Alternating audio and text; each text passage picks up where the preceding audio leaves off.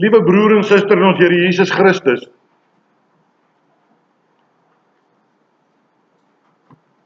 dit wat God aan die een kant doen, en dit wat die mens doen, kom staan in hierdie twee geleesde gedeeltes styf teen mekaar.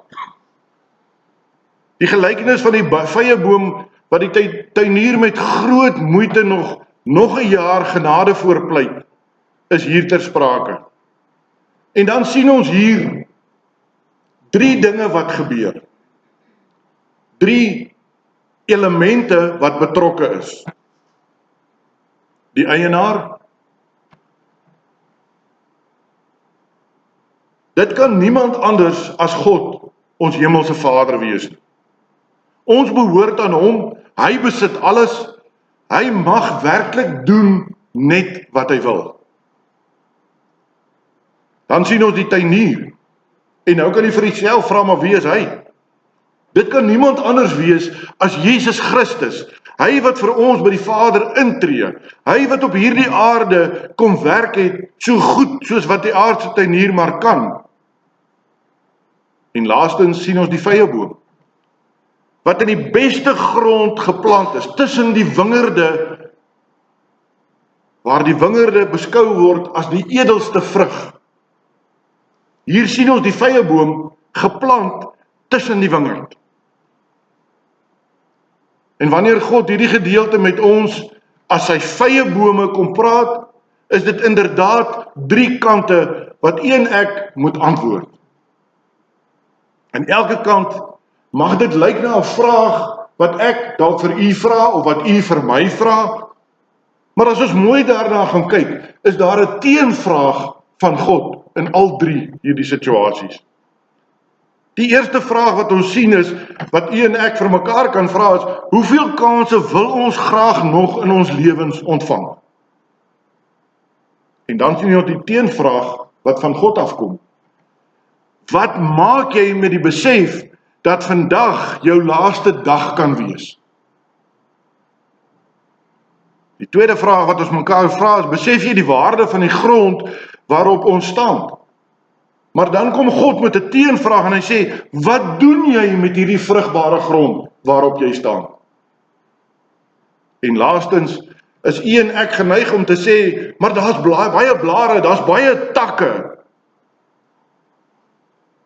En dan kom God en hy vra, dra jy al die vrug?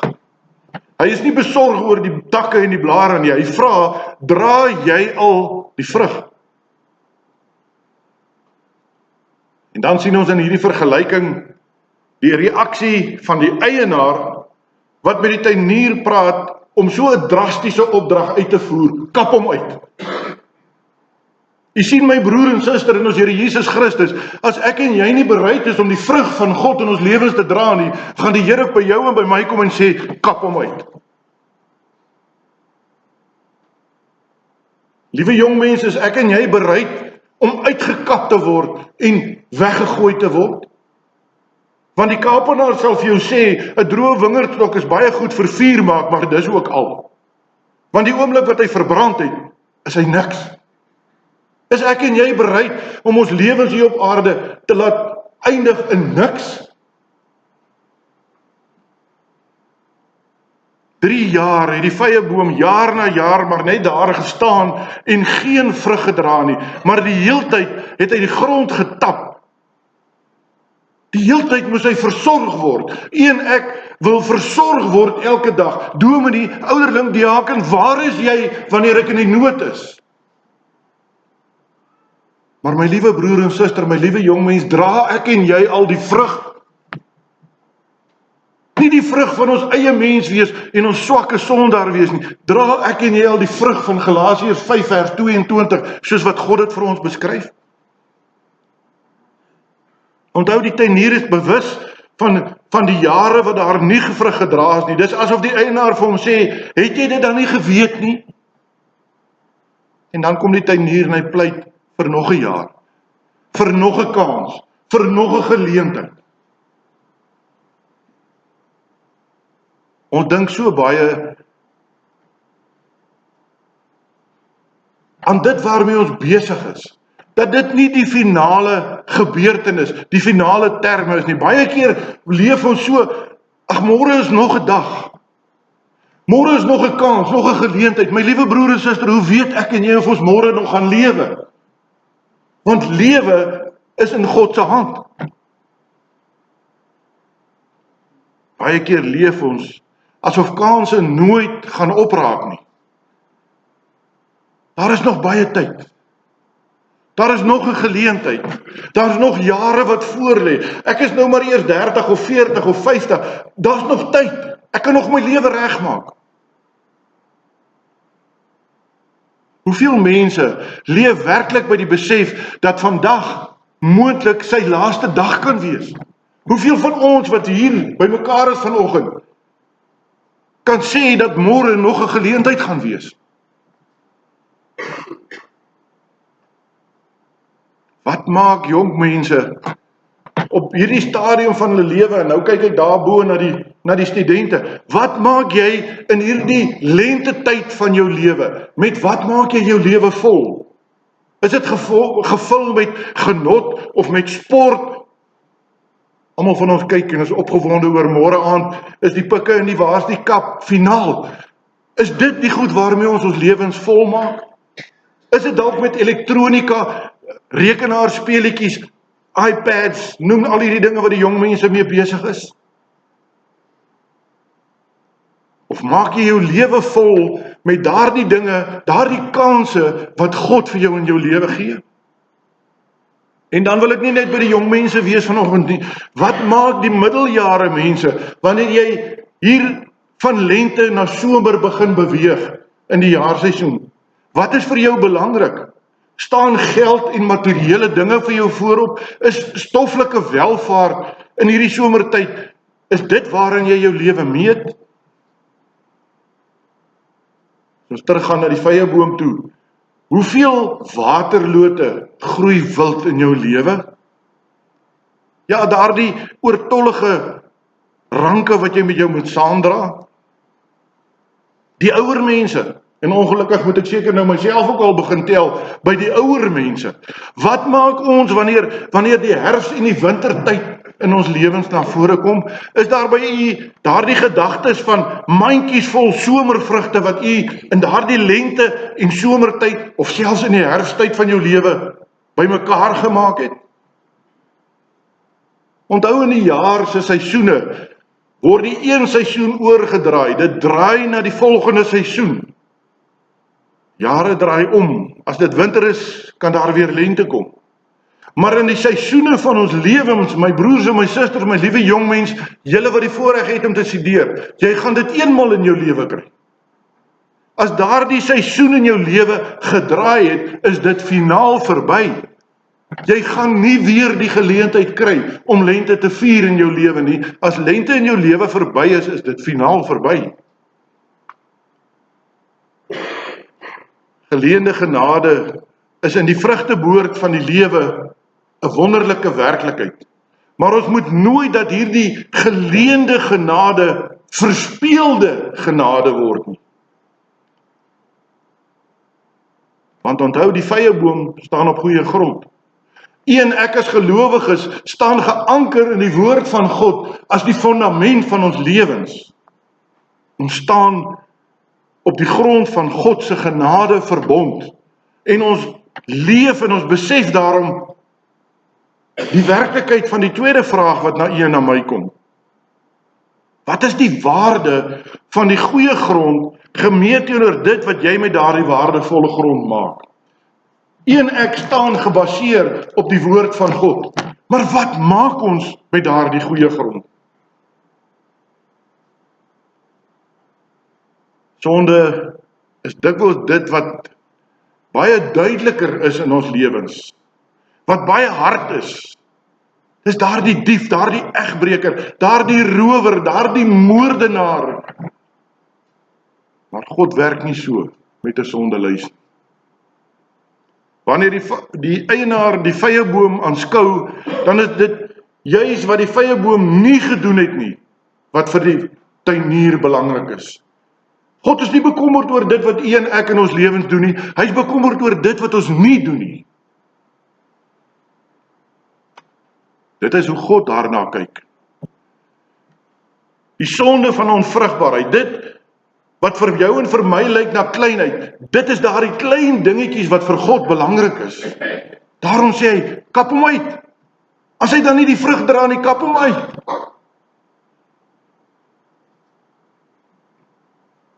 Dan kom Johannes die Doper en hy sê presies dieselfde vir jou en my as die vyeboom in Jesus Christus se wingerd. As hy nie die vrug dra nie, kap hom uit. Die Here sê, bekeer julle want die koninkryk van die hemele het naby gekom. Johannes sê ook op 'n ander plek, dra dan die vrugte wat by die bekering pas. Jy sien, ek moet vrug dra in ons lewe. Ons moet tot bekering kom en vir die wêreld wys wie ons is.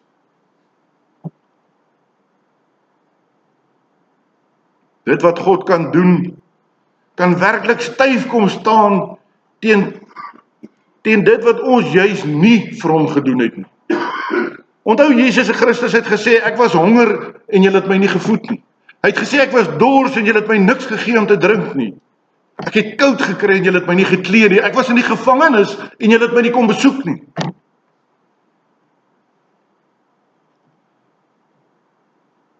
Ons moet besef, dit wat ons dalk so maklik en so gerieflik wil miskyk, is juis daardie klein dingetjies wat vir God belangrik is.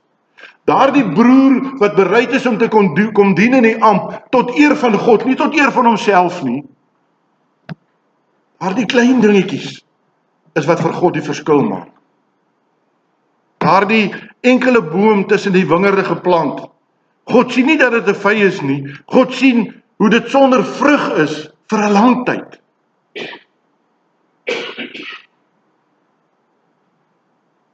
En dan kom die vraag direk in ons geleesde gedeelte en hy sê, word daar hout van geneem om vir 'n stuk werk te gebruik? Die antwoord plaas 'n mens so, ek wil amper sê in 'n verleë situasie, dat dit nie eers behoorlik geskryf staan nie. Wingerdhout het werklik net 'n funksie wanneer dit vrug dra. Hoe lyk jou en my lewe? Het jou en my lewe 'n funksie in hierdie wêreld? Dra ons die vrug van Jesus Christus uit aan mense wat ons pad kruis? Maak nie saak wie hy is en hoe hy lyk nie.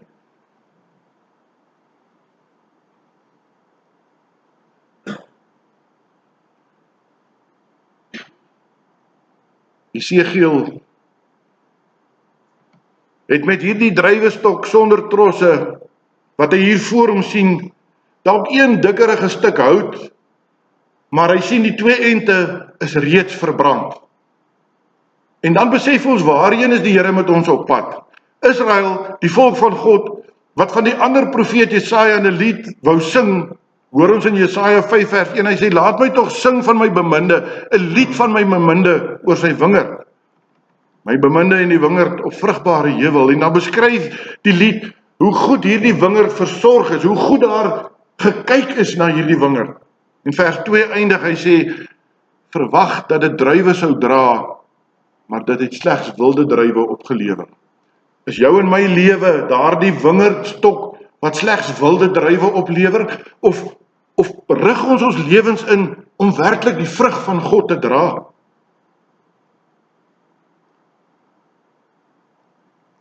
In 722 voor Christus het die Noordryk heeltemal ondergegaan. En 'n klompie jare later, in 597 voor Christus, toe brand die ander end, die Suidelike Ryk ook af. En ook dit gaan onder. En iewers, daar in die middelrond, lê vir baie daardie belangrike tempelstad, daardie Dawidsstad, die Godstad, Jerusalem. Die vuur wat met sy volle hitte die stad nie kon afbrand nie, maar Esegiel praat van die hout met sy twee ente wat deur die vuur verteer is en die middelste stuk is geskroei. Het die vuur al die ente van Christendom in Potchefstroom kom vernietig? Hoe lyk ons wat die middelstuk is? Is ons geskroei of is ons nog steeds daar vir die Here? Ek dink jy besef nou, hoekom Jesegiel 15 En dit wat Jesus vir ons in Lukas hoofstuk 13 in die gelykenis vertel, as 'n tweeling teks beskou kan word. Duidelik uit die Ou Testament en uit die Nuwe Testament is die waarskuwing ewe sterk en ewe duidelik. Die sonde van onvrugbaarheid. Met ander woorde, daardie mors met God se goeie grond. Die mors met van die beste bedoelinge wat daar by God vir 'n kind van hom kan wees. Die mors met God se liefde. Daardie mors op God se goeie aarde. Wat God goed gemaak het, want dit vat die plek van 'n druiwestok of 'n vyeboom wat jaar na jaar uit mekaar groei, maar geen vrugte dra nie. Lyk jou en my lewe so? Of dra ons daardie vrug wat mense na God toe trek, wat mense weer angstig maak om deel van God se liggaam te word? Vir jou en vir my lyk baie blare en baie takke genoeg. Maar as daar nie vrug is nie, dan vra die Here vanoggend vir jou, dra jy al die vrug?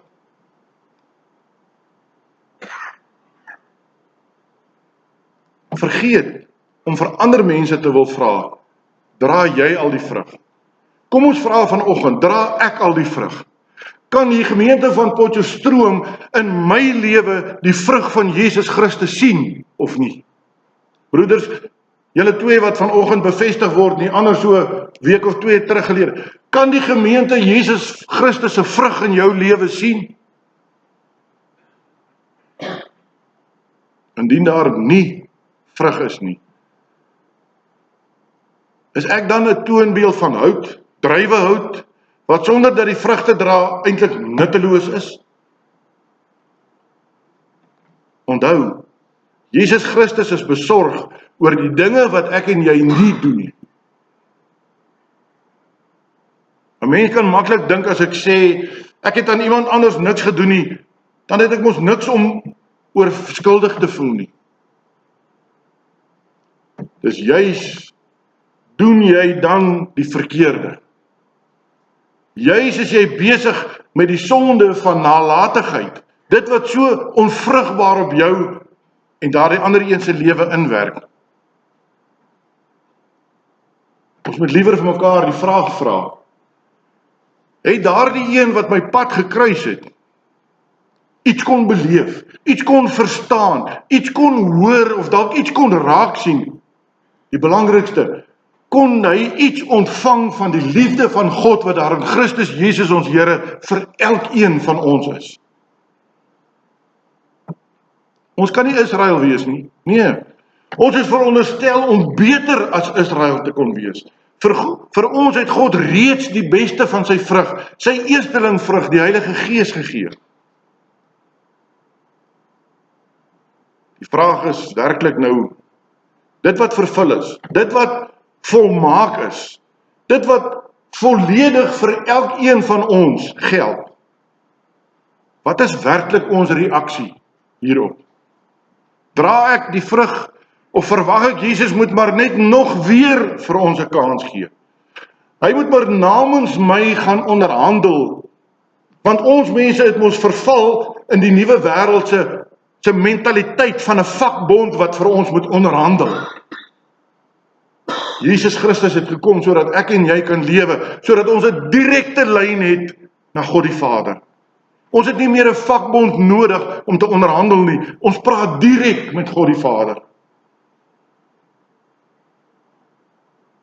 Wat Jesus Christus duidelik vir ons wil wys, genade kan opraak en die boom wat veronderstel 3 jaar terug al goeie vrugte te gedra het. Die vraag aan Jesus was, of dit hulle oor sonde is dat hulle hom geslag het, dan kom vers 2 en 3 en hy sê, dink julle dat hierdie Galileërs groter sondaars was as al die ander Galileërs, omdat hulle sulke dinge gelei het? En dan sê Jesus Christus, nee. Maar as julle nie bekeer nie, sal julle almal net so omkom. Jy sien, geliefdes, ek moet ons bekeer. Bekering is nie maar net 'n keuse wat jy uitoefen as jy daarteen besluit dan is dit nou maar ook so nie. Nee. Wie nie die vrug dra nie, is inderdaad een wat nie tot bekering wil kom nie. En wil ek so 'n dooie druiwestok word, wat aan die twee ente verbrand word en in die middel geskroei word? Wil ek en jy nog steeds aanspraak maak daarop dat Jesus Christus namens ons moet onderhandel? God sê, ek het my seun gestuur, sodat jy vir ewig kan lewe. Amen.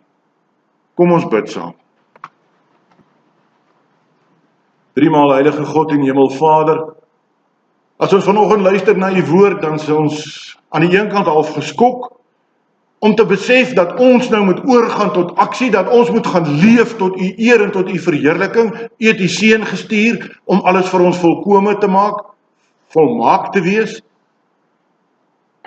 Here, gee dat ons nie daardie vyeboom sal wees, wat na 3 jaar nog steeds nie vrugte dra nie, maar dat ons daadwerklik sal gaan leef die vrug van die Gees, soos Galasiërs 5 dit vir ons beskryf.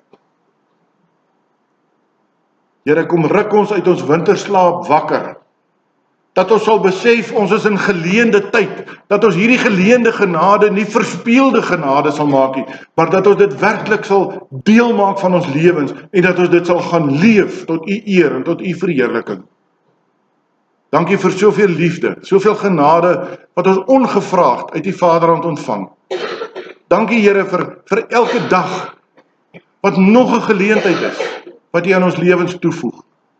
Gebruik elkeen van ons, om 'n vyeboom vol vrugte te wees, omdat ons op vrugbare grond staan, u woord, dat ons geanker is in u woord, en dat ons kan gaan leef, dit wat u van ons vra. Dankie dat ek vanoggend kan bid vir elke lidmaat in ons gemeente.